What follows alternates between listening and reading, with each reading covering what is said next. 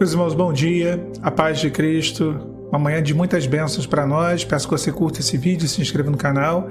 E se você quiser mais informações sobre os 3 projetos que estão abertos às inscrições aqui no canal, projeto de aconselhamento, chamadas de vídeos, um projeto individual, particular, sobre o processo que você tem vivido, projeto Pão da Vida, que é um grupo de estudos da palavra, e projeto Meu Deserto, que é um grupo também sobre restauração.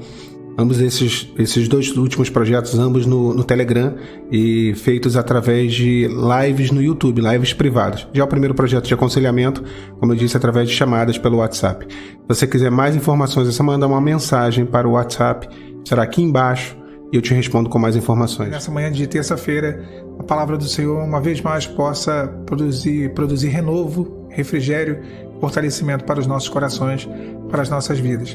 O texto que eu vou ter por base está lá em 1 Samuel, capítulo de número 17, no versículo de número 12. Diz assim a palavra de Deus. Então tomou Samuel uma pedra e a pôs em Mispa e Sem, e chamou-lhe de Ebenezer, e disse: Até aqui nos ajudou o Senhor.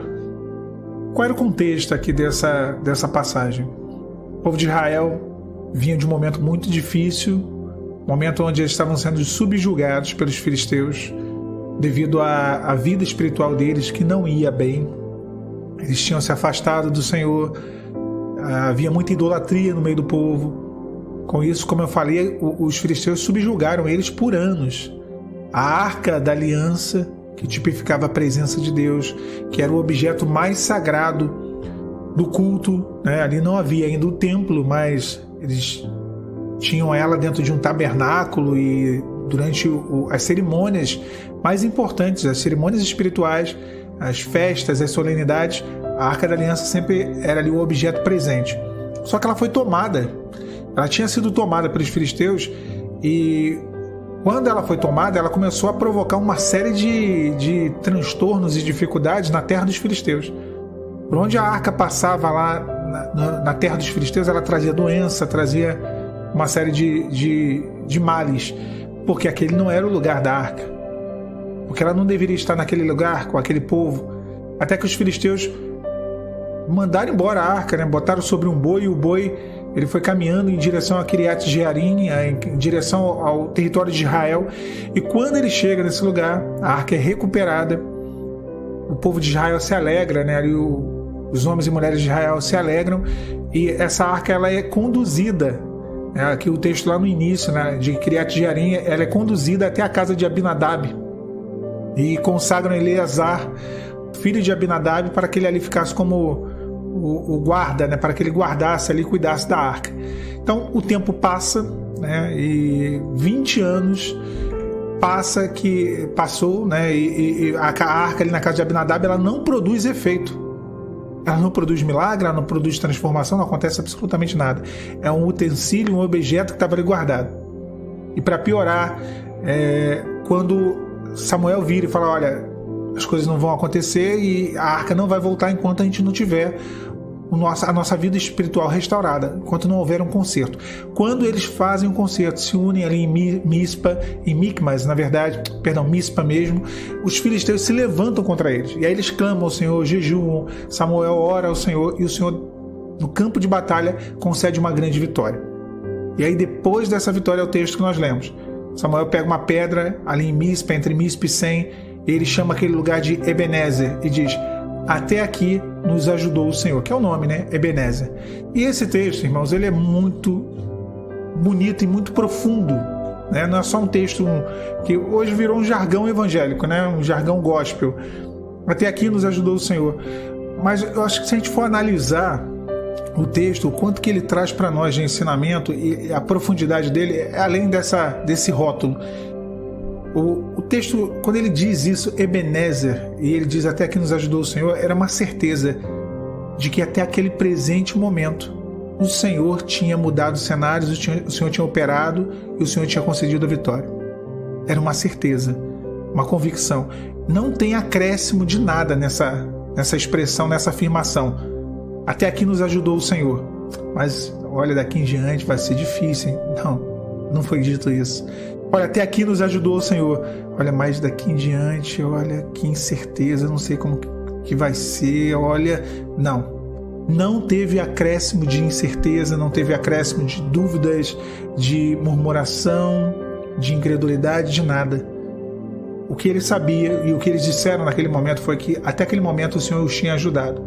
E isso que é o ponto interessante, aí que é a grande beleza do texto, porque eu acho que não só é uma constatação da operação de Deus no passado, mas o texto ele mostra uma certa tranquilidade, um nível de descanso em Deus quanto ao futuro. Porque se você olha para o passado e você vê o quanto que o Senhor te ajudou, e aqui trazendo para a nossa vida, quando nós olhamos, não precisamos de revelação, às vezes fazendo uma simples análise, percebemos o quanto que o Senhor foi conosco, o quanto que o Senhor mudou as situações, o quanto que o Senhor nos abençoou, o quanto que até aqui nos ajudou o Senhor. Isso nos dá uma tranquilidade e uma certeza de que se até aqui Ele nos ajudou, Ele não vai deixar de nos ajudar daqui em diante. Essa era a certeza que eles tinham. E essa é a certeza que nós temos. Até aqui nos ajudou o Senhor. Se Deus já operou tudo que Ele operou, se o Senhor já livrou, já guardou, já abriu portas, já mudou situações, até aqui, não é sem propósito. Será que daqui em diante Ele vai nos abandonar? Não, de forma alguma. Então há uma certa tranquilidade nessa afirmação de que se até aqui o Senhor nos ajudou, daqui em diante eu tenho certeza que Ele vai nos ajudar. Eu descanso por aquilo que eu já vi Ele fazendo até esse momento. É interessante, né? Eu me recordo de um amigo, né, que ele falava que o pedreiro da casa dele parecia que estava enrolando demais, né? E ele via o pedreiro fazendo as coisas, só que ele não via a obra andando. Mas ele via que, sim, fazendo ele fazia, mas só que ele não estava fazendo ainda aquilo que ele queria ver, né, que era a alvenaria de pé, né, os muros, as paredes. Ele estava vendo que o pedreiro, ele até usou essa expressão, eu vi ele cavando demais, né, ali fazendo os alicerces, as estruturas, mas estava cavando. Eu comprei o terreno, né, ele estava cavando demais o terreno, parecia que queria achar ouro no terreno. Na verdade, ele estava lançando a base, ele estava lançando os alicerces. E se ele estava fazendo isso, se ele estava lançando os alicerces, se ele estava ali preparando, é porque, sim, uma grande construção ia ser feita naquele lugar.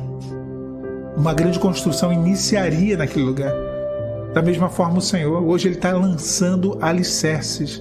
Se o Senhor já fez tudo o que Ele fez até esse momento, descansa sobre a palavra de Deus, descansa sobre a promessa de Deus, porque se Ele fez tudo o que Ele fez até esse momento, daqui em diante Ele não vai deixar de fazer. Deus não vai fazer nada pela metade. O Senhor não vai parar. Essa foi a certeza de Samuel. Quando ele entrou no campo de batalha, eles entraram com o altar reparado, eles entraram com a vida diante do Senhor, eles entraram em fidelidade, com jejum, oração, clamando ao Senhor. Eles foram vitoriosos. E aí ele coloca essa pedra e chama o lugar de Ebenezer, e ele diz: até aqui nos ajudou o Senhor. Então eu tenho certeza que daqui em diante o Senhor não nos deixará de ajudar. O Senhor virá ao nosso auxílio, virá ao nosso socorro. A fórmula é a mesma. Não podemos mudar essa fórmula. Jejum, oração, busca, clamor, arrependimento é sinônimo de vitória. Minha irmã, meu irmão, olha, faça uma retrospectiva. Tem coisa que o Senhor vai revelar, mas a maior parte das coisas Deus não precisa revelar. Eu sempre digo, fratura exposta não se bate raio-x. Por que você vai bater raio-x de uma perna que o osso está para fora quebrado? Está exposto, não precisa. Por que Deus vai revelar uma coisa que tu está vendo? Se você pensar um pouquinho, lembrar um pouquinho, se você fizer uma retrospectiva do que o Senhor já fez até agora, Deus não precisa revelar. Você mesmo vai ver, você mesmo verá que Deus tem sim operado, que o Senhor sim está agindo. Está cavando buraco? Pode ser. Está lançando estrutura, lançando base, lançando alicerces para uma grande edificação. Está tirando muita coisa do lugar? Sim. Qual é a primeira coisa que você faz quando compra um terreno? Limpa o terreno, né? Aí depois se encava o terreno para poder, como eu falei, lançar os alicerces. E aí vem aquela areia, tem que tirar aquela areia, tem que tirar o lixo. É isso. Isso não quer dizer que Deus não esteja fazendo. Isso quer dizer que Ele está fazendo no tempo dele, da forma dele, que é perfeita, que é a melhor forma. Até aqui nos ajudou o Senhor. Ele colocou uma pedra e pôs entre Mispa e Sem uma pedra. Jesus é a pedra, rejeitada pelos edificadores, a pedra de esquina, que foi abandonada, que foi esquecida. Mas nós não abandonamos, nós não esquecemos. O mundo não dá valor a essa pedra. O mundo não dá valor em edificar a sua vida sobre essa pedra. Mas nós valorizamos. A cada dia valorizamos. Não como o mundo que edifica a sua vida, a sua casa, sobre a areia. Nós edificamos sobre a rocha. Samuel colocou uma pedra e disse: até aqui nos ajudou o Senhor. Podemos dizer a mesma coisa, né? Nessa manhã de terça. Até aqui nos ajudou o Senhor. E aí eu vou acrescentar, não que a Bíblia precise de acréscimo, mas é uma obviedade. E daqui em diante nos ajudará muito mais. Eu creio. Creia nisso também. Que Deus te abençoe. A paz do Senhor Jesus.